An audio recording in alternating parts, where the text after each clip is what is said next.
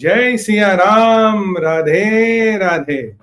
नमस्कार, प्रणाम, आपका हार्दिक स्वागत और अभिनंदन आपकी अपने दसवीं शो में। और हमेशा की तरह भगवान श्री गणेश का नाम ले आपको शुभारंभ करेंगे। जो हमारे पास टॉपिक है वो है सोदी ने 56 लाख, जरा बोलिए, 56,000 पाकिस्तानी भिखारियों को उठा के फेंका। काश मेरा मन था कि ये 56 लाख पे हो जाता तो कुछ मजा और आता। और ऐसे कई सारे महानुभाव हैं जिनको जहाज में चढ़ने ही नहीं गया, उस पर बात करेंगे। सऊदी ने वार्निंग कह दी है, इस पर भी बात करेंगे। ठीक है। बांग्लादेश में साहब, यहाँ मेरे मेरे आई थिंक मेरे team, you have to make it 1971 not 9171। ये टाइटल में गलती है। बांग्लादेश में 1971 जैसे 1971 वाले हालात हो रहे। It's not 9171। Can you correct it please. Egypt और इजराइल की डील हुई है $35 बिलियन की। इस डील की कहानी लेबनान सिविल वॉर की तरफ जा रहा है। ये हमें बातें करनी है। तो पहले मैं टीम को अपने बोल दूं। Team, this is 1971 not 9171। ये आपसे गलती हुई। Can you correct it now please. तो चलिए हम शुभारंभ करते हैं। देखिए, सबसे पहले तो निवेदन ये है कि भारत विचार के जितने भी चैनल हैं, भारत विचार प्लस, सुमित पीर, अनफिल्टर्ड, इन सबको सब्सक्राइब करके रखिए। आप चाहे जिस चैनल से देख सकते हैं। अगर आपने लाइक का बटन नहीं दबाया तो लाइक का बटन अभी दबाइए। राइट, ये बहुत जरूरी है और इसके बिना हमारी बात नहीं बनेगी। और ये अनफिल्टर्ड वाला चैनल एक बैकअप चैनल है, इसको सब्सक्राइब करिए। और देश और धर्म का विचार है भारत विचार। आप चाहे तो इसका समर्थन कर सकते हैं। QR कोड, पेटीएम और पेपाल के डिटेल्स आपको मिलेंगे। आप चाहे तो समर्थन भेज सकते हैं। चलिए शुभारंभ करते हैं। देखिए, खबर जो आई है हॉट ऑफ द ओवन वो है कि पाकिस्तान की फेडरल इन्वेस्टिगेशन एजेंसी ये कहती है कि सऊदियों ने हमारे इस साल हाल फिलहाल में, इनके 2025-25 में करीब 56,000 पाकिस्तानियों को डिपोर्ट किया है। जहाज में भर भर के भेड़ बकरियों के साथ पाकिस्तान भेजा है। ये भिखारी क्या कर रहे थे? अरे, ये भिखारी वाकई भीख मांग रहे थे। ये भिखारी भीख मांगने का काम कर रहे थे। ये पाकिस्तानियों का भिखारियों का प्रोफेशन बन गया। और सऊदी ने 2024 में इनको वार्निंग दी थी, देखो बेटा, ये भिखारियों वाला धंधा बंद करो, नहीं तो हम यहाँ एंट्री बंद कर देंगे। और यूएई से जो खबरें आ रही है उसमें 6,000 पाकिस्तानियों को डिपोर्ट कर दिया गया। पूरे वेस्ट एशिया में जो सबसे ज्यादा लोग भीख मांगने पे डिपोर्ट किए गए हैं पूरे वेस्ट एशिया में, उसमें सबसे ज्यादा जो संख्या है वो पाकिस्तानियों की। 90% से ज्यादा जो महानुभाव डिपोर्ट किए गए वो पाकिस्तानी है। Well, Pakistan good. ये फेल्ड फील्ड मार्शल की बिगड़ी हुई औलादे हैं, तो उनको डिपोर्ट किया गया। अब लाओस, कंबोडिया, पूरे अफ्रीका में, यानी कि पाकिस्तान के भिखारियों का जो नेटवर्क है पूरा इंटरनेशनल है। लाओस क्या, कंबोडिया क्या, अफ्रीका क्या था, हर जगह जहां आपको भिखारी मिलेगा आपको पाकिस्तानी मिलेगा। मैं आपको बताऊं, कोविड के थोड़ा पहले मैं लास्ट ग्रीस गया था, एथेंस। भाई साहब, मुझे वहां एथेंस के मार्केट में एक वो मार्केट है where you have they sell lot of those artifacts and all. वहां मुझे मार्केट में बॉस, मुझे पाकिस्तानी भिखारी मुझे खुद दिखा एथेंस में। मैं, भाई ये यहाँ क्या कर रहा है? पता लगा तब मुझे।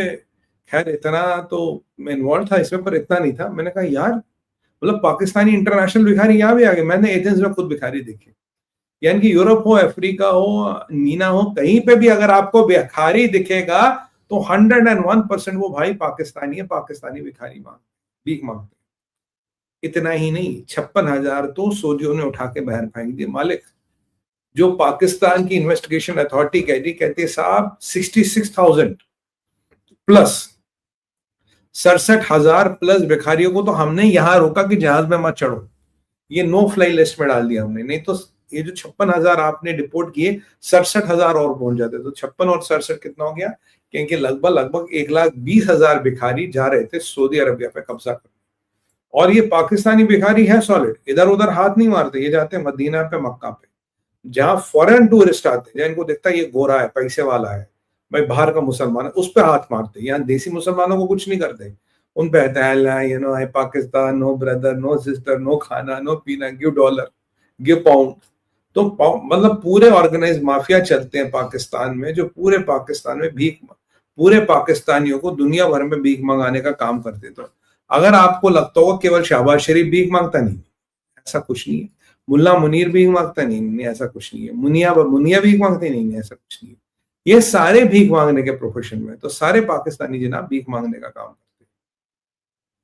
यूएई ने इनके लिए वीजा बंद कर दिया परमानेंट, कह रहा है कोई वीजा नहीं मिलेगा पाकिस्तानियों को अगर आपके पास डिप्लोमेटिक पासपोर्ट है या आपके पास पाकिस्तान का ऑफिशियल पासपोर्ट है, उसके अलावा किसी को वीजा ही नहीं देंगे। वहां भी क्या था, जहां भी देखो पाकिस्तानी भीख मांग रहे थे। अब सऊदी वाले कह रहे बेचारे, कह रहे यार यहाँ तो जहां जिस सड़क पे जिस गली में जिस कोचे में देखो, पहले तो मदीना मक्का के आसपास ही मांगते थे, कह रहा अब तो हर जगह पाकिस्तानी भीख मांग रहा है यार।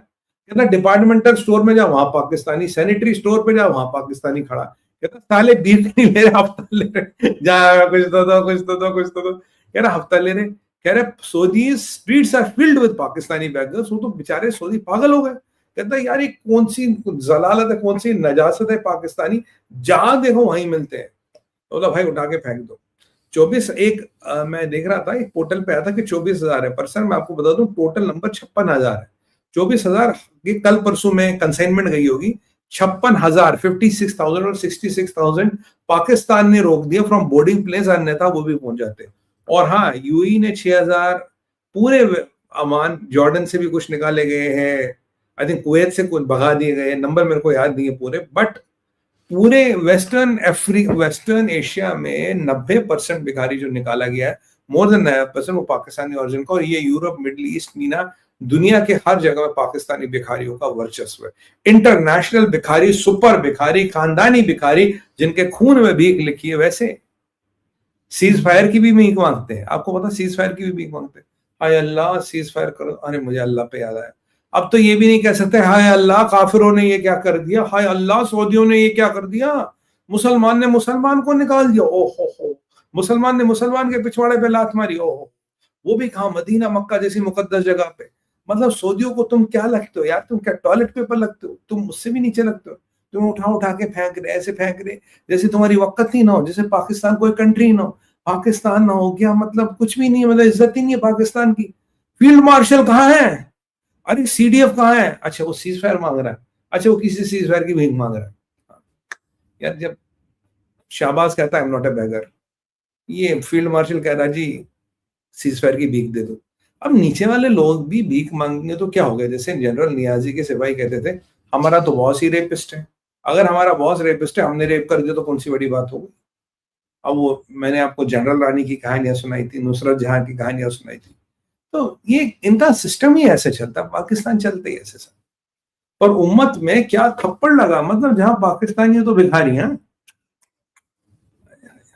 पाकिस्तानियों यार हमारा नाम खराब करा दिया तुमने, निकले तो हम में से ही हो ना।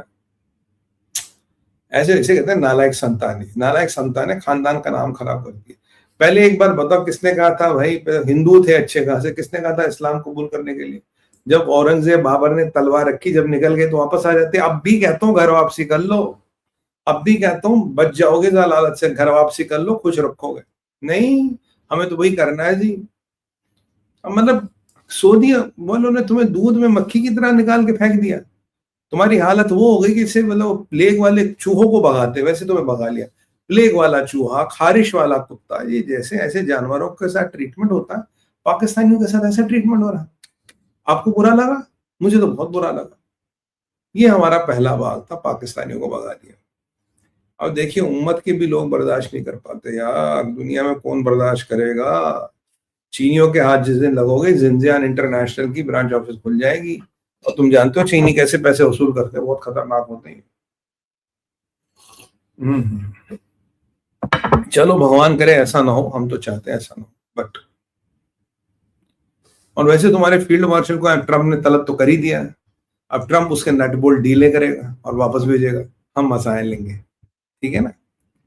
अब चलते हैं सर दूसरे टॉपिक पे, वो है बांग्लादेश बांग्लादेश 1971। देखिए खबर जो बांग्लादेश से दो मेन खबरें, तीन तो कल तो मैंने एक बार बता ली कि जी भाई वो हमारी एम्बेसी का घेराव वेराव करने चले थे, और उसने कहा था हसनत अब्दुल्ला ने कि अगर कोई भी भारत की सेवन स्टेट, एक तो हम अलग कर देंगे, अगर कोई भी भारत की सेवन सिस्टर्स को अलग करना चाहता है उसे बांग्लादेश से पूरा संरक्षण मिलेगा। कल मैं एक डिबेट, टीवी डिबेट पढ़ा था 9 बजे, तो ये चौधरी साहब जो बांग्लादेश के मेरे साथ थे, उन्होंने कहा जी उल्फा का लीडर बांग्लादेश में भी बैठा है ISI के संरक्षण में। ये चौधरी साहब का कहना है कल टीवी डिबेट में। और कल बांग्लादेश पुलिस ने खैर उन जहादियों को तो हमारे यहाँ आने तक रोका, क्योंकि वो बांग्लादेशी लग नहीं रहे थे, मतलब आईएसआई के ही ठहर पौधे थे। और अब 5 हमारे वीजा इशुइंग ऑफिसर्स थे बांग्लादेश में, 2 हमने आज बंद कर दिए। ये जो हमारी एम्बेसी और हम हाई कमिश्नर और इंडियन डिप्लोमेट्स को थ्रेट मिलने लगे, हमने 2 ऑफिस बंद कर दिए। बाकियों में भी हम पासपोर्ट ले रहे हैं। आई थिंक राजशाही और एक और था जिसको हमने बंद कर दिया। बाकी में भी अब पासपोर्ट लेते हैं। हम बताएंगे आपको वीजा कब देंगे, कोई टेंशन ना ले, वो लेट यू नो वीजा कब देंगे। तो हमने बहुत स्लो डाउन कर दिया वीजा देना, बहुत स्लो डाउन कर दिया चीजों को आगे प्रोसेस करना। एक तो ये इंपॉर्टेंट है। दूसरा, कैबिनेट कमेटी को एक रिपोर्ट दी गई थी भारत में, जिसको डॉक्टर शशि थरूर हेड कर रहे थे। अरे साहब ये बताओ कि बांग्लादेश में चल क्या रहा है। अब जब कैबिनेट कमेटी ने कैबिनेट को रिपोर्ट दी, कहना साहब बांग्लादेश में तो 1971 वाली स्थिति है, स्थिति बहुत खराब है। 1971 में लगभग हर व्यवस्था चरमरा गई थी। पर अब की बार फर्क इतना, अब की बार आपको चाइना और पाकिस्तान का डायरेक्ट इन्फ्लुएंस दिखेगा। चाइना के झंडे दिखेंगे, पाकिस्तान के झंडे दिखेंगे। मैं आपको ये कह रहा था कि चाइना और पाकिस्तान का बैकयार्ड बन गया बांग्लादेश।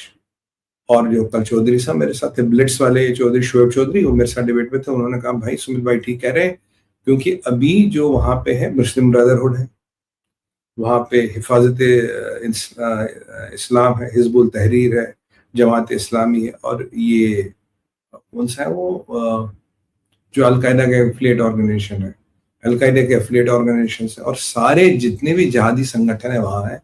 अभी आईएसआई को पूरा बांग्लादेश और हैंड ओवर कर दिया गया है। अभी आईएसआई वाला बांग्लादेश को पूरा चला रहे हैं। और ये आईएसआई जो चला रहा है ये बहुत डरावना प्रकरण है, क्योंकि आईएसआई एंटी इंडिया एक्टिविटी जो भी है वहां से रूट करेगा, और पूरे लोगों को रेडिकलाइज किया जा रहा है। एक अलार्मिंग रेट पे रेडिकलाइजेशन हो रहा है। और उसके साथ ये जो अब चाइना के झंडे देखना, जबकि चाइना के कर्जा जो बांग्लादेश के ऊपर है उससे कम था श्रीलंका के ऊपर, जब उन्होंने हमनटोटा पोर्ट लिया था। चाइना के झंडे दिखना, पाकिस्तान के झंडे दिखना, इनकी धीरे धीरे बांग्लादेश ईस्ट पाकिस्तान की ओर वापस जा रहा है। वो जो बंगाली आइडेंटिटी थी, वो जो बंगाली आइडेंटिटी पे देश कटा था, वो सब चीजें खत्म हो रही है। और it, I think if I am not wrong, it was the, can you confirm me, आप मुझे कंफर्म करेंगे ना, it was only Muslim but a secular country. So was Muslim but a, say was Bangladesh a Muslim and a secular country? Can you confirm me, somebody remembers? जहां तो मुझे याद है थी। Anybody, can you give me comment please? Was Bangladesh a Muslim but yet a secular country? Sheikh Hasina तक जाने तक anybody remembers? हो तो प्लीज कमेंट दे दीजिए एक। Yes, so my memory serves me right. तो Bangladesh was a Muslim country but the only Muslim to be a secular country, वो इन्होंने खत्म कर दिया साहब। अब वहां ये जहादी, वो जहादी, ये जहादी, सब हर तरह का जहाद है। 25 तरह के जहादी घूम रहे हैं। और मैंने आपको पहले कहा था बांग्लादेश सीधा पाकिस्तान बनेगा, सीधा अफगानिस्तान बनेगा। वो पाकिस्तान ही बन सकता है, क्योंकि पाकिस्तान में फिर भी एक फौज है जो काफी जहादियों को कंट्रोल कर लेती है, पॉलिटिशियन को भी किसी हद तक कंट्रोल कर लेती है। अब तो पूरा ही कर लेती है। पर बांग्लादेश में फौज की इतनी औकात नहीं, बांग्लादेश में फौज भी नहीं है जो इन जहादियों और पॉलिटिशियनों को कंट्रोल कर पाए। यानी कि सीधा सीधा बॉस, ये सीधा सीधा अफगानिस्तान के मोड़ पर चल चुका है। भारत के इंटरेस्ट कॉम्प्रोमाइज हो गए हैं, भारत के इंटरेस्ट बहुत खत्म हो गए हैं। और ये जो पैनल है ये कहता है जी शेख हसीना जी के जाने के बाद पूरा माहौल बदल गया। याद कीजिए, अगर आप लोग मुझे टीवी डिबेट्स पे देखते होंगे, मैं कई सालों से ये कह रहा था कि we have very good relation with Sheikh Hasina, not Bangladesh. और अभी जो एक और लफड़ा किया इन्होंने, कहते हैं जी इलेक्शन कुछ अनाउंस कर दिया। अब एक बार बताइए, अगर इलेक्शन में अवामी लीग लड़ेगी ही नहीं, लास्ट आई थिंक 300 में से 224 सीटें उनके पास थी, अगर वो पार्टी को आपने बैन कर दिया तो वही वाली बात होगी, इमरान खान की पार्टी बैन कर दो, पाकिस्तान में इलेक्शन करा। ठीक उसी तरह से आपने अवामी लीग को बैन करा, अवामी लीग को इलेक्शन लड़ेगी नहीं, जिसके पास लगभग पिछले इलेक्शन में 60-70% सीटें थी, उसके बिना आप इलेक्शन करा रहे हो कि इलेक्शन थोड़ी, तो फार्स है बेसिकली। ये तो I don't know, should we call it election or we should call it mullah contestation, क्योंकि हिफाजत इस्लाम, ये तवफ़ुज़ मूवमेंट वाले, ये जमाती, हिजबुल तहरीर, मतलब ये जब ये और ये क्या है जो अलकायदा की शैडो ऑर्गेनाइजेशन है, नाम भूल रहा हूँ उनका, Does anybody remember the name of that Al-Qaeda shadow organization in Bangladesh? किसी को नाम याद है? अभी मेरे दिमाग में था, just skipped. Anybody remembers the name? ये जो अलकायदा की शेडो, और क्या ये आपस में चुनाव करके डिसाइड करेंगे कौन जीतेगा कौन हारेगा?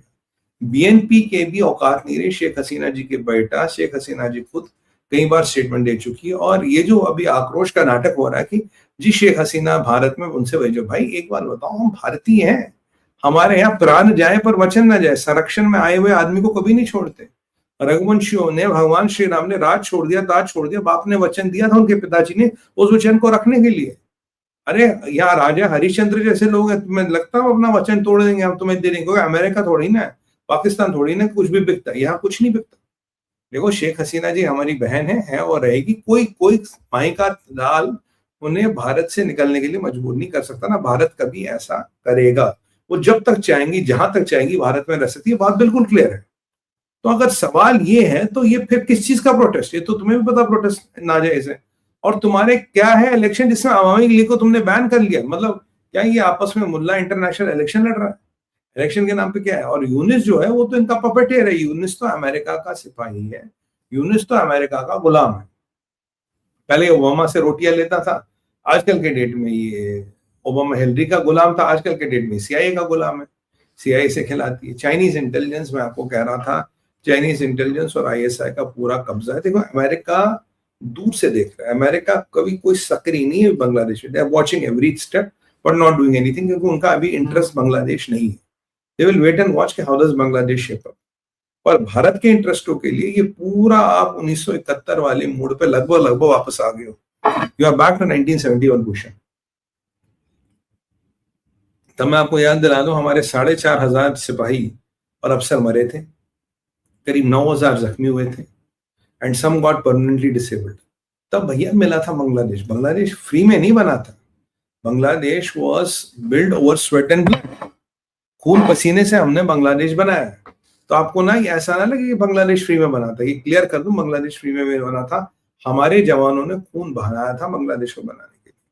तो बॉस ये प्रॉब्लम मुझे दिख रही है, और ये बहुत भयंकर प्रॉब्लम है, और मुझे लगता है कि इसका कुछ ना कुछ समाधान करना पड़ेगा। There has to be some workout which has to be found around it, because ये स्थिति आउट ऑफ कंट्रोल मुझे जाती नजर आ रही है। 1971 वाली परिस्थिति, बट चाइना तब प्लेयर नहीं था, पाकिस्तान तब प्लेयर तो था, पाकिस्तान को ही तोड़ा था। और अब ये जो परिस्थिति, ये बॉस बहुत डेंजरस है। This is getting out of hands, और इसमें सीआईए भी वक्त आने पे एक्टिवेट करेगा, चाइना म्यांमार को एक्टिवेट करेगा। चाइना चाहता है कि बांग्लादेश के थ्रू नॉर्थ ईस्ट फिर एक्टिवेट हो जाए। चाइना चाहता है कि ये जो वेस्ट बंगाल का क्षेत्र है, 24 नॉर्थ परगना, ये जो आपका क्या है, ये मालदा, मुर्शिदाबाद, ये जितने भी क्षेत्र हैं, इनमें ये जो लश्कर तैयबा के कैंप खोले, लश्कर तैयबा बिल्कुल उसमें रिक्रूटमेंट करे। ये बड़ा प्लान है और इस पे कार्रवाई चल रही है। मैं आपको शुरू से कह रहा हूं, आप चाइना पे कभी भी भरोसा नहीं कर सकते, पाकिस्तान पे चाहे एक सेकंड कर। तो my assessment, things are getting bad to worse. और वहां 65 लाख लोगों का नाम शहर से निकल गया। ऐसे ममता दीदी हमारी पूरी हिल गई। तो अब ये, और जब पीछे शेख हसीना जी वाला प्रकरण हुआ, तब भी हमने कहा था जी हमारी स्थिति पे बहुत नजर है, हम बड़ी पैनी नजर बनाए हुए हैं। और फिर आप जानते हो शेख हसीना जी के साथ क्या। तो मतलब there are lot of things which are not in your control beyond a point. एक पॉइंट तक आप कंट्रोल कर पाते, एक पॉइंट के आगे कंट्रोल नहीं कर पाओगे। तो अब भारत बांग्लादेश के फ्रंट में क्या करेगा, क्योंकि भारत के जितने भी लेवरेजेस थे, जितने भी स्ट्रेटेजिक लेवरेजेस हमने डेवलप किए थे, we are tending to lose them by the day, and that is not what we should be really happy about. देखते हैं बाकी क्या रहता है। हमारी तो खैर नजर बनी रहेगी, will keep on updating you what is happening. ये हमारा पॉइंट नंबर 2 था। पॉइंट नंबर 3 है हमारा इजराइल इजिप्ट 35 बिलियन डील। ये क्या है और इसके क्या मायने, क्या नहीं। आज इजराइल और इजिप्ट ने लगभग कंफर्म कर दिया, इजिप्ट से भी आया है कि भाई एक $35 बिलियन की डील साइन हुई है बिटवीन इजराइल एंड इजिप्ट। और इस 35 बिलियन की डील में क्या होगा कि इजराइल इजिप्ट को नेचुरल गैस देगा, और ये शायद 15 साल का कॉन्ट्रैक्ट है। तो मतलब मोटा मोटा एक साल $2 बिलियन का है। That is how the contract looks like. अब इसके पीछे की कहानी क्या और इसके पीछे की जियोपॉलिटिक्स क्या है? सबसे पहले मैं आपको बात बताऊं, ये कहानी अक्टूबर में शुरू हुई थी जब अली कोहेन ने मना कर दिया यूएस ट्रेजरी सेक्रेटरी को या यूएस एनर्जी सेक्रेटरी को इजराइल आने से। वो इजराइल आना चाहते थे और ये डील साइन करवाना चाहते थे। तो इजराइल के मिनिस्टर एली कोहेन ने, जो बेंजामिन नेतन्याहू की सरकार में मंत्री, उन्होंने मना कर दिया, बोला भाई साहब ये नहीं होगा। तो जब पूछा भाई साहब क्यों नहीं होगा, बोले देखो इजराइल के पास एक लिमिटेड गैस बेड्स है मेडिटेरियन में। अगर हम ये 15 बिलियन अगर हम ये माल इजिप्ट को देंगे तो हमें 15 साल तो हमारा काम चल जाएगा उस पैसे से, मतलब will get some money out of it. But अगर वो ये माल हम इजिप्ट को नहीं देंगे तो हमारी गैस की नीड्स आने वाले 25 से 30 साल तक कंप्लीट होगी। So what should we do? Should we look for 15 years of money and 30 years of energy security? तो मिस्टर एली कोहन का कहना था कि 30 साल की एनर्जी सिक्योरिटी को देखो, 15 इयर्स के रेवेन्यू को भूल जाओ। और जाहिर सी बात है, अगर एली कोहन का ये स्टैंड है तो बेंजामिन नेतन्याहू से तो बात की होगी। बिना नेतन्याहू साहब के बात करके तो ये हो ही नहीं सकता। तो ये डील हो गई थी बंद। अब डील बंद हो गई तो आप जानते हैं कि बड़ी डील होगी, बंद तो हो नहीं सकती।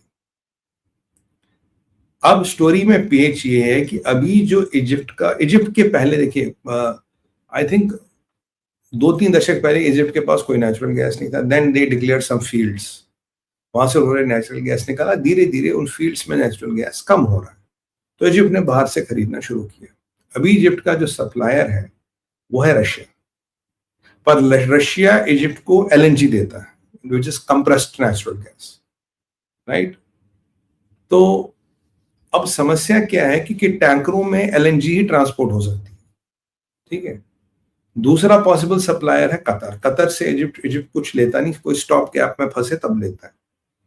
इजराइल एग्जिस्टिंग प्रोवाइडर है नेचुरल गैस का इजिप्ट को।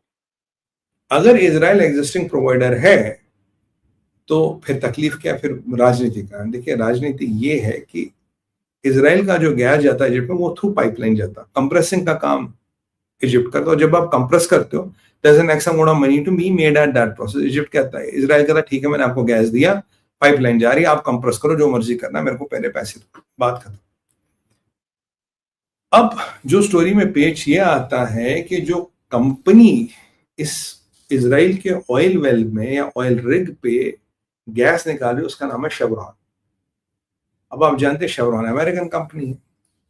तो अब इजरायलियों ने जब पहले मना कर दिया, एली कोहेन ने मना कर दिया, बेंजामिन नेतन्याहू से पूछ के किया होगा, तो इन्होंने पापा टॉम अंकल ट्रम्प को फोन लगवाया होगा कहीं से। आप जानते हैं कि पॉलिटिकल पार्टीज के इलेक्शन प्रोसेस में घुसना, पॉलिटिशियंस को, सेनेटर्स को, कांग्रेसमैन को, नेताओं को चंदा देना कोई बड़ी बात नहीं, बिल्कुल लीगल है। तो ये सारे बड़े लोग हैं, बड़ा पैसा देता है। तो इन्होंने फोन किया होगा, करवाया होगा, पहुंच गए अपने डोनाल्ड ट्रम्प के पास, कहता भाई साहब ये तो आपने तो मना कर दिया। याद कीजिए वेनेजुएला में भी बाइडेन ने शेवरॉन को, if I am not wrong, उनको बोला था कि भाई तुम थोड़ी देर वो निकाल दो ना ऑयल एंड गैस, बट फिर मार्च में इस साल के मार्च में ट्रम्प ने मना कर दिया आप नहीं निकाल सकते। अब ये जो यहाँ कारण चल रहा है कि शेवरॉन उस ऑयल फील्ड से निकाल रहा है, तो पहले एक डील बनाई शेवरॉन ने, इजराइल ने मना कर दिया यार हमें फायदा नहीं, इससे अच्छा तो हम गैस रख लें। अब नई डील में क्या? नई डील में ये है कि जो पैसा आएगा उसमें से 50% से ज्यादा इजराइल को मिलेगा और बाकी शेवरॉन को मिलेगा।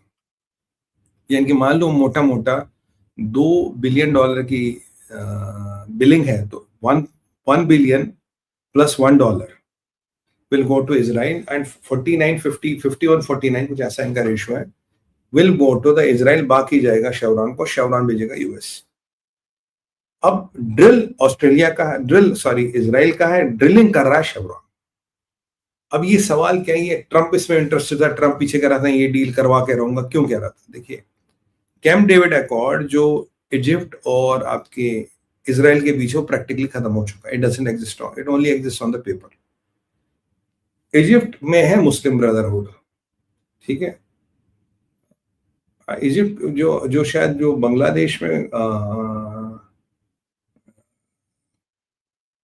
जिहादी संगठन इसका मैं नाम बोला, उसका हरकतुल अंसार क्या डायरेक्ट एफिलिएशन है आईसिस के साथ या मुस्लिम ब्रदरहुड के साथ, एनीवे तो यहाँ मुस्लिम ब्रदरहुड है, तो मुस्लिम ब्रदरहुड का हेड ऑफिस लंदन में और इजिप्ट में है रफा टनल, जिनके थ्रू सारा आता है। इजिप्ट में आपको शुरू से कह रहा हूँ, आप जो लोग मुझे पी गुरुज पे देखते थे, मैंने the country to be washed out is Egypt, ठीक है। अब बेंजामिन नेतन्याहू चाहते कैंप डेविड अकॉर्ड टूट गया, बट अभी कागजों में नहीं टूटा, तो ट्रम्प चाहता है basically. What can we do to keep the things on, कहना अगर इन दोनों में व्यापार किया जाए, ट्रेड किया जाए, तो चीजें हाँ रह सकती है। तब इजराइल को भी लगा यार हमें भी इसमें से 1 बिलियन आना था, let's not fuck around, let's not, sorry to use this word, let's not mess around. Israel को लगा लेट्स नॉट मेस अराउंड, तो ये उनका आइडिया था। अब सवाल ये है कि इस आइडिया को क्रियान्वित कैसे करोगे। तो ट्रम्प ने इंटरफेयर किया, बोला भाई ये डील करो। इजराइल ने बोल दिया कि अब तक के इजराइल की सबसे बड़ी एक्सपोर्ट डील यानी कि $35 बिलियन की हमने कर ली, और इसमें इसका आधा पैसा, आधे से ज्यादा पैसा, स्लाइटली मोर देन 50% इजराइल के खजाने में आएगा, जिससे Israel health, defence, medical infrastructure बनाएगा। क्योंकि लोग पूछते हैं यार हमारा गैस क्यों दे रहे हैं उनको, पर इससे भाई पैसा मिलेगा, उसे ये बनेगा, हमारे तो हफ्ता मिल रहा, बस हमें कुछ नहीं कर रहे, वो बेचेंगे, हमें अपने हिस्से का पैसा देंगे। ये इजराइल का कहना है। इजराइल ने आज एक और चीज अनाउंस की, बोला जी हमें करीब $6.5 बिलियन की डील हमने जर्मनी के साथ की। पहले 3 बिलियन, 3.5 बिलियन की थी, उसके बाद एक और इसका पार्ट है, वो है एरोहेड, जो एरो मिसाइल सिस्टम्स हैं, एरो मिसाइल सिस्टम्स के प्रोटेक्शन के लिए जर्मनी को। क्योंकि जर्मनी कह रहा कल को पुतिन से पंगा हो जाए, मेरे पास डिफेंस शील्ड हो, बाकी पास हो ना हो, ज्यादा अपनी ऐसी तैसी करे, how does it matter to me, मैं तो अपना डिफेंस शील्ड करूं। और ये इजराइल के 2 बड़ी डील्स है। $35 बिलियन की अब तक इजराइल ने कोई ऑयल एंड गैस में डील नहीं की, और यहाँ डिफेंस डील इजराइल ने $6.5 बिलियन की नहीं की। ये वही जर्मनी था जो 6 महीने 8 महीने पहले करा था कि इजराइल के मैं सारे वेपन देना बंद कर दूंगा, क्योंकि वो बेचारे छोटे मोटे पैलेस्तीनियों के अगेंस्ट होता और वो उन पे अत्याचार करता। और जब डील हो गई तो वो सारा मामला हो गया ठंडा। अब इजराइल कोई अत्याचार नहीं करता, इजराइल बहुत शरीफ कंट्री है। ये आपको बता रहा हूँ जियोपॉलिटिक्स में चेंजेस कैसे होती है। तो यहाँ जर्मनी की डील आ रही है, यहाँ ये वाली डील उन्होंने कर ली, कहा जी $35 बिलियन की। अब समस्या क्या है? समस्या ये है कि डोनाल्ड ट्रंप का क्या इंटरेस्ट है। डोनाल्ड ट्रंप का पहला इंटरेस्ट है शेवरॉन आएगा, शेवरॉन अमेरिकन कंपनी, और हो सकता है शेवरॉन के इनकी उसके साथ कुछ सेटिंग वेटिंग होगी, कुछ परसेंटेज वगैरह, तो उसको मिल जाएगा, पहली बात। दूसरी बात क्या है, देखिए वहां का एग्जिस्टिंग सप्लायर रशिया है। अगर ये इजराइल इनको पाइप गैस नहीं देगा तो उसके पास ऑप्शन नहीं रहता कि वो रशिया से माल लेना बढ़ा दे। अगर वो रशिया से माल लेना बढ़ाता है तो तब भी पूरा नहीं पड़ेगा, तब कतर को आना पड़ेगा। तो यहाँ रशिया और कतर घुस जाएंगे, ऐसे शेवरॉन के हाथ में पूरा कंट्रोल है। तो ट्रम्प कहीं ना कहीं ये चाहता है कि अमेरिकन कंपनी के हाथ में पूरा कंट्रोल रहे, यहाँ रशिया ना घुसे और फिर कतर ना घुसे, क्योंकि रशिया और कतर घुसेगा तो फिर लफड़ा होगा। तो just to make sure these two are not able to enter the game, बोला नहीं जी हम ही आपको, हम विल इंटरफेयर और आप उनको दे दो, आप कितना पैसा देंगे। ये ट्रम्प की मोटी मोटी चाल है। This is what they want to do, they want to keep on giving them some money ताकि खुश हो। अब इजिप्ट से पूछा, कहता नहीं ये डील पॉलिटिकल नहीं है, तो वैसी कमर्शियल डील। और इजराइल के छाती पे पैर रख के ट्रम्प इसलिए करा रहा है, अगर वहां से हर महीना 2 बिलियन आना हो तो मैं नेतन्याहू को बिठा के समझा, भाई क्यों पंगी ले रहा है, कि वहां 2 बिलियन आ रहा है, वहां चुपचाप बैठा रहे, लेट्स गेट आवर मनी। मतलब that is how Trump will talk to you. तो ये जो 2 बिलियन की डील है, इसको जो अमेरिका ने और इसके इजराइल ने मंजूरी दी है, it is basically on the geopolitical calculations, not more on the commercial calculation. Commercially viable होगी उसमें डाउट नहीं है, पर अगर आप बोलेंगे 70% वेटेज जियोपॉलिटिक्स की है, 30-35% वेटेज ही कमर्शियल कैलकुलस की है, कमर्शियल कैलकुलेशंस की है। ये इस डील का मोटा मोटा मैंने आपको बता दिया। पॉलिटिकल भी है, नॉन पॉलिटिकल भी है, कमर्शियल भी है, लीगल भी है, सब कुछ है। और वहां से ट्रम्प ने वेनेजुएला को कह दिया कि जो मैंने तुम्हारा टैंकर जब्त किया है इसके पैसे मुझे दो, मैंने जो तुम्हारा टैंकर जब्त किया इसके पैसे मुझे दो। तो वहां भी मसला थोड़ा वेनेजुएला में बढ़ता नजर आ रहा है। खैर हमारी तो उस पर नजर रहेगी और उसको भी कवर करेंगे जैसे वहां कोई मेजर डेवलपमेंट आ रहा। फिलहाल उनको ब्लॉकेड हो गया। तो ये था इजराइल और इजिप्ट की डील का जो $35 बिलियन, और मैंने आपको एरोहेड की भी बता दी $6.5 बिलियन। तो Israel is on cloud nine कि यार हम तो बड़ी बड़ी डीलें कर रहे हैं, युद्ध भी चल रहा, सब चल रहा, बड़ी बड़ी डीलें हो रही है हमारी, लोग हमारी टेक्नोलॉजी लेने के लिए मर रहे हैं, जो सच भी है। और हम टेक्नोलॉजी भेज रहे हैं। वॉर और no war, the commerce of the Israel is not impacted, ये भी एक सच है। तो अब चलते हैं आगे, जो एक नया मसला समझ आया है लेबनीज सिविल वॉर का। ये मसला क्या सब लेबनीज सिविल वॉर, देखिए एक लड़ाई शुरू हुई थी अक्टूबर 23 में और नवंबर 24 में खत्म हुई। ये लड़ाई शुरू हुई थी बिटवीन इजराइल एंड लेबनान। सबसे पहले इजराइल ने लेबनान को ठोकना शुरू किया। जो साउदर्न पार्ट ऑफ लेबनान है, साउदर्न पार्ट ऑफ लेबनान, ये टोटल हिजबुल्लाह के कंट्रोल में, और इसमें से कुछ पार्ट ऐसा जो 100% हिजबुल्लाह के कंट्रोल में। तब आप बोलोगे लेबनान तो इस्लामिक कंट्री नहीं। नहीं साहब, लेबनान को हमारे सामने पिछले 40 सालों में कन्वर्ट किया गया। बेरूत को Paris of the middle east कहते हैं ना, and was like Paris of the middle east. अभी जो आबादी है वो है 35% शिया है, 30% सुन्नी है और 35% क्रिश्चियन है, और 5% ड्रूज कम्युनिटी है। ये ड्रूज वही है जो इजराइल के इस बॉर्डर पे भी रहते हैं, इधर भी रहते हैं, इधर भी रहते हैं। कम्युनिटी दोनों साइड ऑफ द बॉर्डर रहती है। तो ड्रूज जो है ये 5% है। तो यहाँ पे जो सबसे डोमिनेटिंग पावर है वो है Shias, and Shias support Hezbollah. और परिस्थिति ये है लेबनान की, there also political power there, there also social power there, there also a complete power there. एक आदमी मैं दिन में टिक्का बोटी बेचता हूँ, रात को हिजबुल्लाह का कमांडर बनता हूँ। दिन में मैं मजदूर हूँ, रात को कमांडर हूँ। तो वहां सोसाइटी में ये पता नहीं लगता हिजबुल्लाह कहाँ खत्म हुआ, लेबनान कहाँ शुरू हुआ। जबकि अब भी वहां 30% क्रिश्चियन है, बट 35% और 30 यानी कि 65% मुसलमान आ गए। तो seen as a Islamic country, और इसको पिछले 40 साल में कन्वर्ट किया गया आपके और हमारे सामने। Correct, this is what is the story of Lebanon. अब जब इनकी ठुकाई इजराइल कर रहा था, टायर में हसन नसरुल्लाह को मारा, काफी लोग को मारा, तो उसके कमांडर निपटा दिए। अब मुल्ला बिन कासिम क्या है, मुल्ला नईम, हाँ मुल्ला नईम अब जो है नया कमांडर है। तो अब जब इनके काफी लोगों को मारा तो बोला भाई, फिर फ्रांस ने और अमेरिका ने मिलकर सीज फायर करा।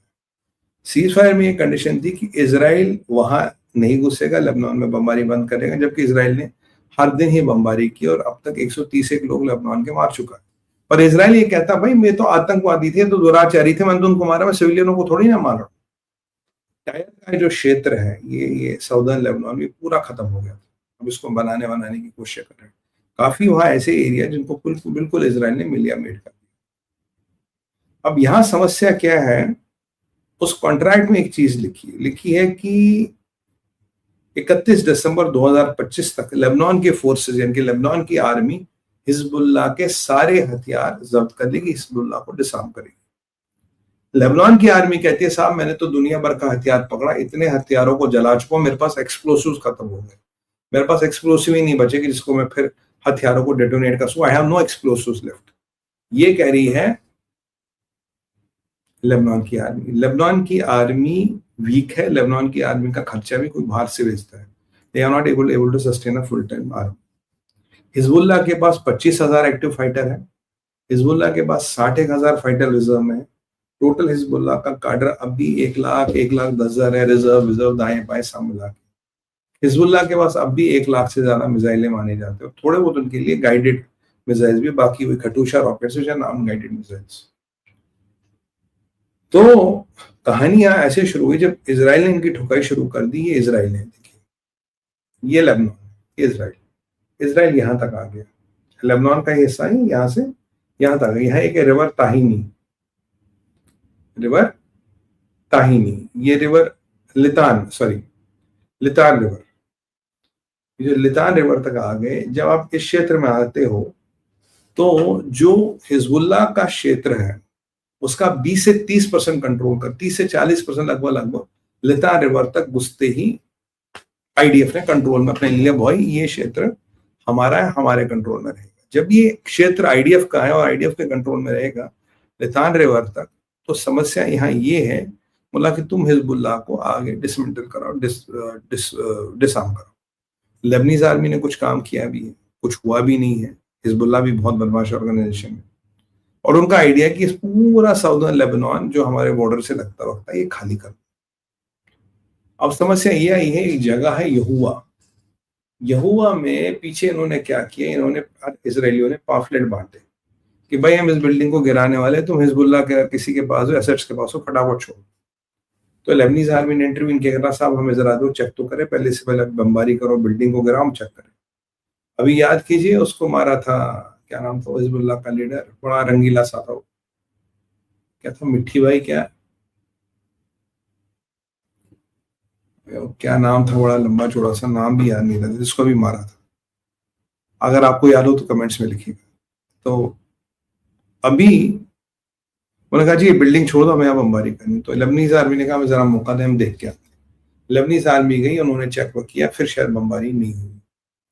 तो लेबनीज आर्मी ने कहा अगर आप हमें मौका दे तो हम भी कुछ कर ले। तो इसराइल ने कहा आपके पास पूरा मौका। तो इसराइल ने कहा भाई साहब आज डेट हो रही है 18 तारीख, तो अब ऐसा करो आप 31 तारीख तक, 31 दिसंबर तक पूरा हिजबुल्लाह को डिसार्म कर लो। तो उन्होंने बोला यार हिजबुल्लाह यार थोड़ी ना, हिजबुल्लाह तो नसरुल्लाह नहीं यार, अभी मारा था मिट्टी भाई, उसमें हमने कवर भी किया था कुछ, जिसको आज तक किसी ने नहीं देखा था, तातर भाई समथिंग समथिंग।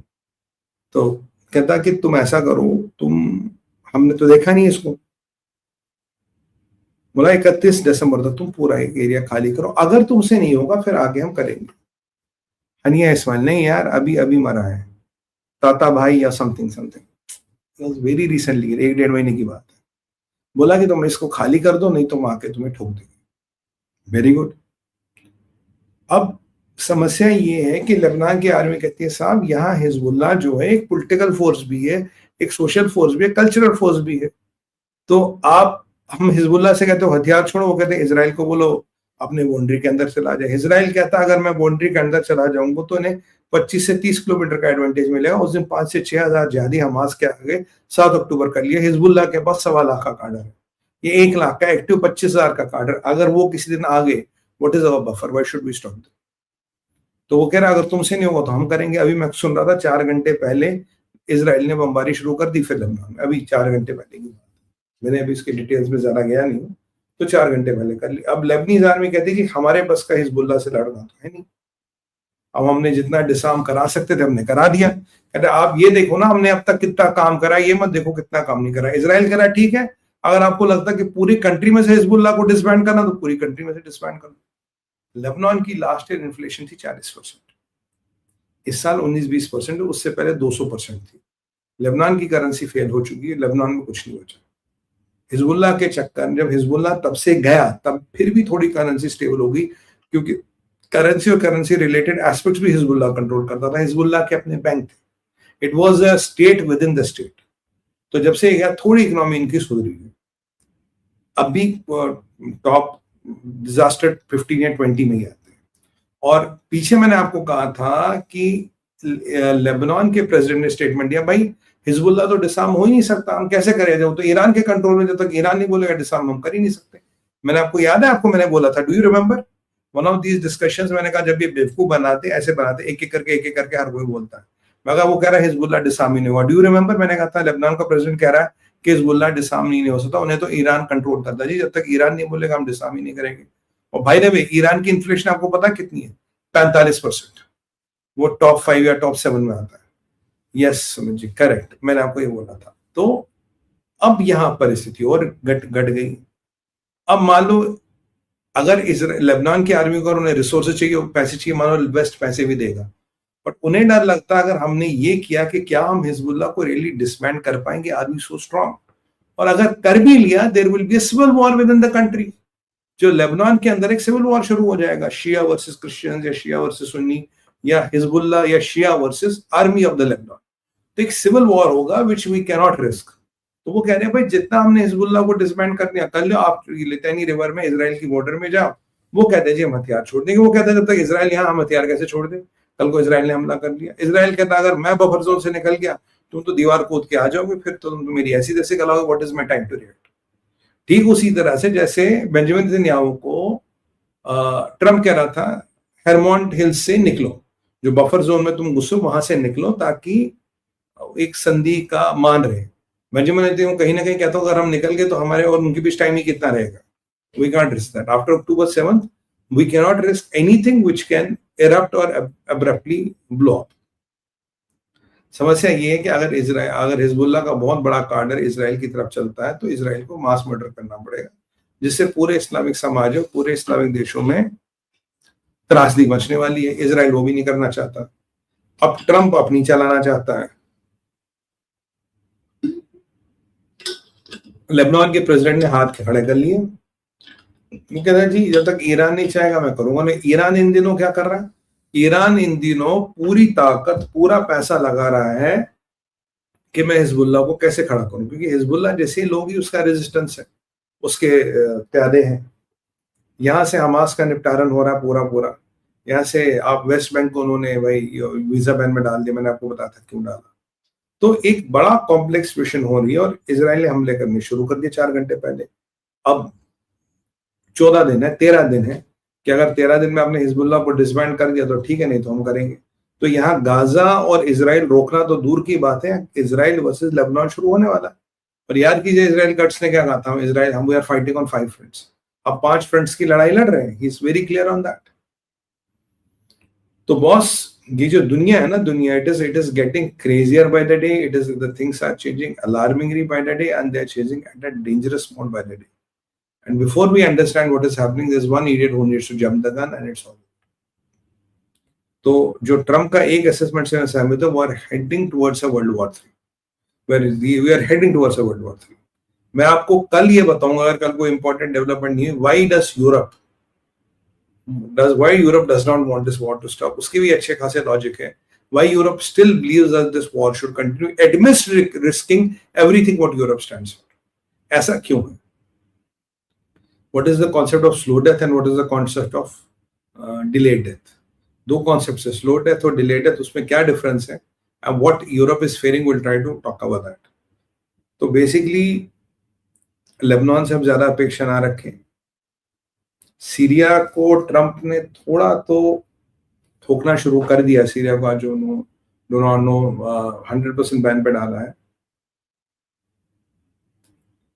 पीएलओ को भी दिखा दिया है, और बट मुझे अब भी समझ नहीं आ रहा कि what will be strategy विज़ Syria, क्योंकि सीरिया थोड़ा अनस्टेबल हो रहा है और बशार असाद के लोग फिर एक्टिवेट हो रहे हैं।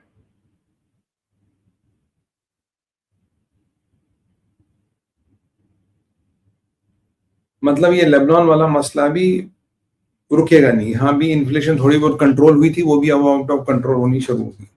वॉर का मतलब inflation will get out of control. और अगर लेबनीज की आर्मी लेबनान के अंदर हिजबुल्लाह को डिसार्म नहीं कर पाएगी तो क्या इंटरनेशनल स्टेबलाइजेशन फोर्स गाजा में झुक के हिजबुल्लाह को डिसार्म कर लेगा? हिजबुल्लाह से लड़ लेगा? नहीं लड़ेगा। यहाँ भी अल्टीमेटली लेबनान की आर्मी कुछ नहीं कर पाएगी, आईडीएफ को करना पड़ेगा जो करना पड़ेगा लेबनान के अंदर, और वहां भी गाजा के अंदर भी अल्टीमेटली आईडीएफ को करना पड़ेगा जो करना पड़ेगा। तो ये एक बिल्कुल क्लियर स्ट्रैटेजी है और एक बिल्कुल क्लियर मतलब व्यू पॉइंट है मेरा इस पर, इसको लेकर। And it is in line what I have been talking to you. मैंने कोई नई बात नहीं कही, I have been talking on these lines. I thought this is how it will look like to me. तो मित्रों, यही था हमारा आज के भारत विचार का इवनिंग शो, और रोज की तरह हम इसी टाइम मिलते हैं। अगर किसी ने लाइक का बटन अभी तक नहीं दबाया, लाइक का बटन दबाइए भाई, बहुत जरूरी है, क्योंकि ये चैनल को और वीडियो को आगे बढ़ने में मदद करता है। बहुत से लोग ऐसा चाहते हैं ये चैनल और वीडियो आगे ना बढ़े। देश और धर्म का विचार है भारत विचार, आप चाहे तो उसे सपोर्ट कर सकते हैं। QR, पेटीएम, पेपाल की डिटेल्स है कि ग्रुप को बड़ा बनाना है, टीम को बड़ा बनाना है, उसके लिए रिसोर्सेज की जरूरत चाहिए। और हाँ, मैं आपसे ये भी निवेदन करूंगा, अगर आप मेंबरशिप में इंटरेस्टेड हो तो ले ले, उससे आपके क्वेश्चंस को प्रायोरिटी मिलती है। तो मित्रों, आप अपने क्वेश्चन रेडी रखिए, मेरे को 2 वीडियो दिखाने हैं आपको, सुमित पीर कलेक्शंस और Sumit Peer advisory, then will go to straight video questions. मैं आज फिल्टर ट्राई करूंगा, फुल स्क्रीन चलेगा नहीं चलेगा, अगर चलेगा तो अच्छा है। Team, can we go to the questions please? And नमस्कार मित्रों, मैं आपके सामने लाया हूं सुमित पीर एडवाइजरी, जो एक यूनिक इनिशिएटिव है जिसमें आपकी लाइफ, बिजनेस, पर्सनल, प्रोफेशनल कोई भी समस्या हो जिसका हम मिलके समाधान ढूंढेंगे। आप जूम के माध्यम से जुड़ेंगे, आप दुनिया में कहीं पे भी हो, कोई फर्क नहीं पड़ता। ये 100% प्राइवेट कॉन्फिडेंशियल है, इंडिविजुअल्स के लिए है, कॉर्पोरेट्स के लिए है, और practical approach to very complex problems of any kind of type, immigration हो, फाइनेंसेस हो, कैरियर हो, लाइफ हो, बिजनेस हो, कुछ भी हो। तो आपसे निवेदन है कि आप इस इनिशिएटिव का लाभ उठाइए और हमसे जुड़िए sumitpir.com के माध्यम से। ईमेल आईडी है sumitpirofficial@gmail.com और sumitpir.com पे जाएंगे तो आपको ईमेल आईडी, आपको व्हाट्सएप नंबर सब मिलेगा। आप हमसे जुड़िए और मेरी टीम आपसे संपर्क में रहेगी और इसको हमारा पूरा प्रयास रहेगा कि इसको हम एक सार्थक और एक बहुत फ्रूटफुल एंड की तरफ बहुत जल्दी ले जाए। नमस्कार, प्रणाम, साधुवाद। नमस्कार जी, अब चलते हैं सुमित पीर कलेक्शंस पे। Our scope is much more what you see here and if you want कोई आपको छोटी मोटी जानकारी चाहिए प्रोडक्ट्स पे, you can reach to my team, they will help you free of cost on that, please. शिवोहं शिवोहं शिवोहं शिवोहं चिदानन्दरूप शिवोहं शिवोहं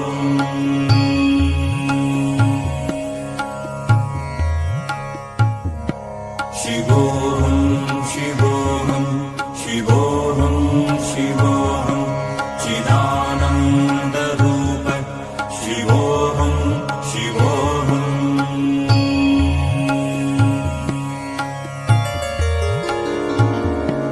शिवोहं शिवोहं शिवोहं शिवोहं चिदानन्दरूप शिवोहं शिवोहं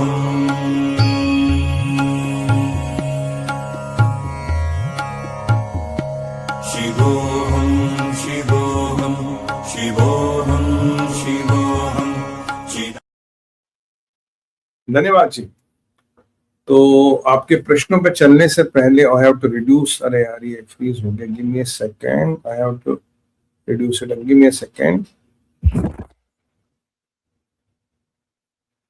तो ओके, हाँ, नाउ वी आर बैक। हाँ जी, चलिए क्वेश्चंस पे चलें।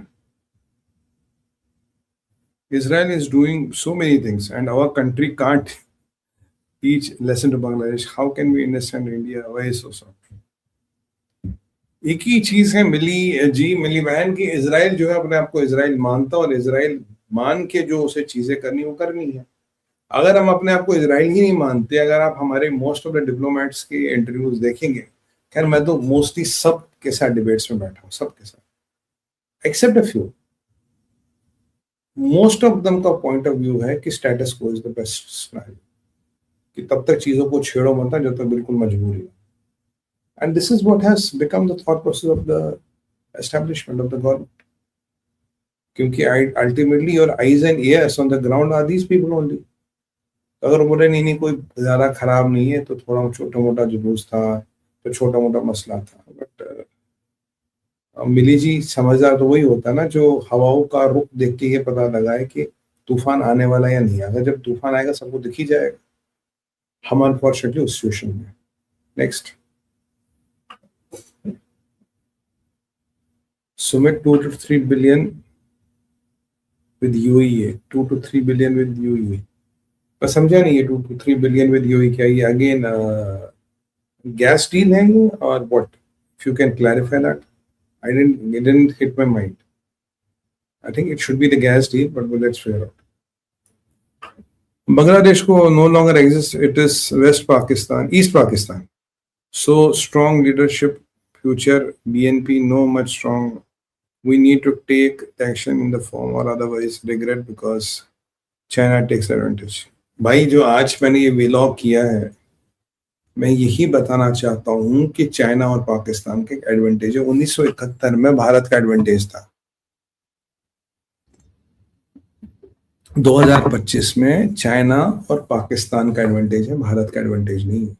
देखो यार, मैं कोई फर्जी वीडियो नहीं बनाता, कुछ आपको मीठी स्टोरी दे बेच लो यहाँ पे। No, it's advantage to China and Pakistan. और ये मैं आपको शुरू से कह रहा हूँ, आज मैं नहीं कह रहा, मैं आपको शुरू से कह रहा कौन कौन वहाँ जिहादी संगठन एक्टिव है and what exactly they are up to. So there's nothing new, and whatever they have found out, and this completely in the lines of what I have been discussing. हाँ, उनका पॉइंट ऑफ व्यू है कि हमें देखना पड़ेगा, सोचेंगे, but मैं देखने सोचने में बिलीव नहीं करता। मैं मानता हूँ कि कहीं आपको कुछ एक्शंस करने पड़ते हैं, ओवर्ट या covert, whatever helps, whatever is cheap and fast. Mostly covert actions are quite cheap and fast. Next, हमारे मित्र पूछते हैं, सर जी बांग्लादेश नॉर्थ ईस्ट के दम नॉर्थ ईस्ट को दम दे रहा है, नॉर्थ ईस्ट के लोगों की खान खोल रहा है। टाइम बड़ देश होगा कि हम लॉन्ग चुप रहेंगे। Ashamed of versus. मैं समझ गया आपका प्रश्न क्या है। देखिए, ये जो हसनत का स्टेटमेंट आया है, सुनने में आया कि जो उल्फा का है, ये जो हेड है, ये चौधरी साहब कल क्लेम कर रहे थे कि he is somewhere in ISI safe house in Bangladesh. तो अगर हम सोचते कि ISI और चाइना चुपचाप बैठा रहेगा, देन नहीं बैठे रहेंगे। विनोद भाई, मैं कब से आपको कह रहा हूँ, ये चाइना, ISI और CIA भी नजर रखे हुए। CIA एक्टिव नहीं है, CIA बस भी नजर रखे वहां पे। ऐसा नहीं CIA नहीं है, और ऐसा नहीं कि MI6 नहीं होगा। MI6 सबसे पुरानी एजेंसी है। तो CIA वहां पे, MI6 है, अभी आपका ISI और चाइनीज इंटेलिजेंस एक्टिव है, और ये दोनों मिलके भारत का नुकसान करेंगे। ABCD जहां से आप सोच रहे भारत का नुकसान करेंगे। ये भारत को समझना पड़ेगा ना। अगर we don't acknowledge as a problem, तो फिर समाधान तो हो ही नहीं सकता ना विनोद भाई। अगर हम we don't want to acknowledge as a problem, how do will we find the solution? मैं आपको शुरू से कह रहा हूं, we understand China, we understand Pakistan, we do not understand Bangladesh. This is a new kid on the board, so it makes things more difficult. Next.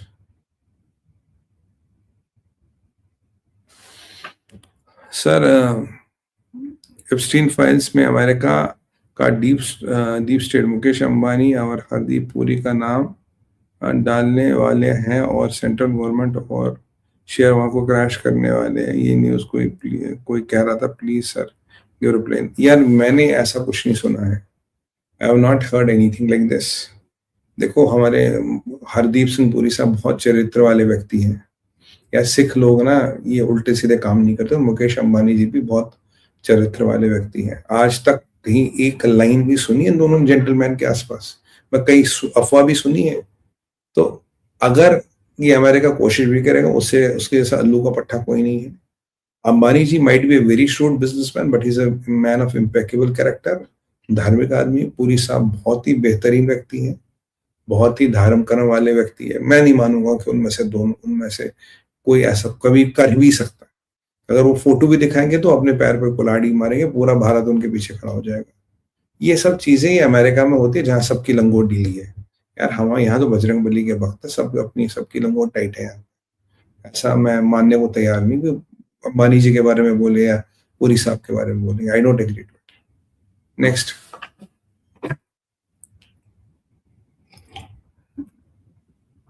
अच्छा, कुछ और कर रहे हो? चलो यार, मुझे मेल कर देना या मुझे टेक्स्ट कर देना, क्या कर रहे हो। 1-to-1 टेक्स्ट कर देना या DM कर देना। तो good. Is it Remon, is for something good or bad? चलो, रेमॉन ने रिप्लाई नहीं। तो राधे राधे जी, जय श्री राम सर, कैसे आप? राधे राधे सर, कैसे हो आप? जय श्री राम, हिंदू राष्ट्र, बिल्कुल हिंदू राष्ट्र। राधे राधे सर, सती जी, राम राम जी, आपको भी राम राम।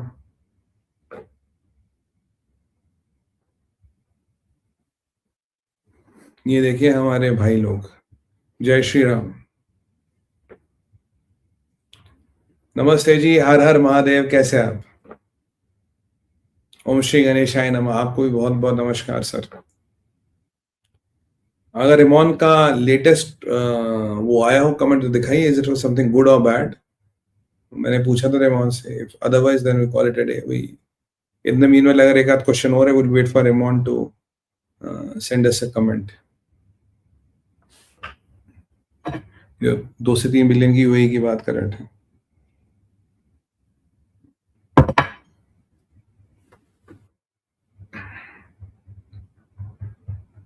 चलिए, मुझे लगता है ज्यादा अभी बताना नहीं चाहते, कोई बात नहीं, डायरेक्ट कर देंगे, मुझे DM कर देंगे। तो भाइयों बहनों, लाइक का बटन अभी भी दबाना अगर नहीं बनाया आपने, और भारत विचार को मजबूत करना है। चीजें आपके सामने। फिलहाल आज अभी के लिए मैं आपसे आगे लेना चाहूंगा। कल फिर मिलेंगे। अगर कोई इंपॉर्टेंट चीज हुई तो मैं शॉर्ट लाइन में जरूर आऊंगा, अन्यथा कल रात को इसी समय मिलेंगे। तब तक के लिए भारत माता की जय, वंदे मातरम, ओम नमः पार्वती पतया, हर हर हर महादेव।